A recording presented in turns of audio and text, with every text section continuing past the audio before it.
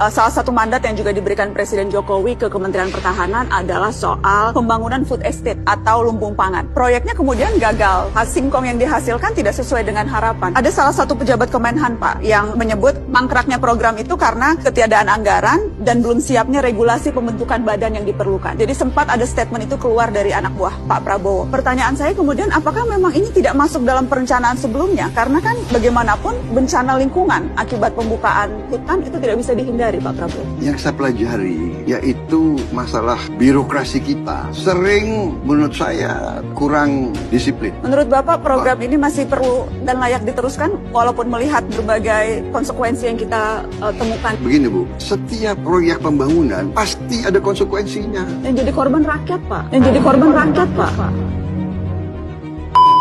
Masalahnya, menurut banyak kajian, termasuk dari Bank Dunia, program ini tidak mampu menjadi solusi kelangkaan pangan di Indonesia. Banyak orang yang sulit mendapatkan makanan atau gizi yang cukup. Makanan mahal karena ongkos produksi yang tinggi, masyarakat juga sulit memperoleh makanan bergizi seperti sayur dan buah. Masalah ini tidak bisa diselesaikan hanya dengan membebat hutan untuk menanam singkong seperti rencana Kemhan. Kami juga menemukan bahwa hampir semua area yang ditarget adalah habitat orang hutan menurut analis dari ahli dan pemerintah. Lalu, siapa yang diuntungkan? Kami menemukan sebuah perusahaan tanpa rekam jejak yang jelas, Agrinas, yang memegang peran kunci dalam program lumbung pangan Kemhan ini. Siapa yang memimpin yayasan tersebut?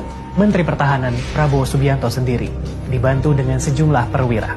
Sementara manajemen Agrinas didominasi oleh politisi Partai Gerindra, partai yang dipimpin Prabowo dan juga lingkaran terdekatnya.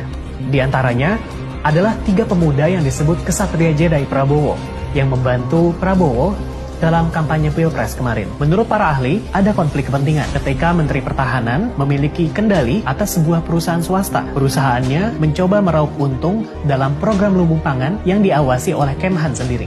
Kami menemukan bukti bahwa Agrinas mengajukan proposal investasi bernilai triliunan rupiah untuk mendanai program lumbung pangan Kemhan ini. Dalam proposal itu, Agrinas meminta 33 triliun rupiah kepada pemerintah Korea Selatan dengan dalih punya peran sentral dalam program Kemhan ini. Siapa yang menulis proposal tersebut? Salah satu dari 3 Kesatria Jedi Prabowo yang juga adalah wakil CEO Agrinas. Program lumbung pangan ini barulah permulaan. Nampaknya militer akan semakin terlibat, hutan habis dibabat dan pemerintah mungkin bertindak semakin semena-mena.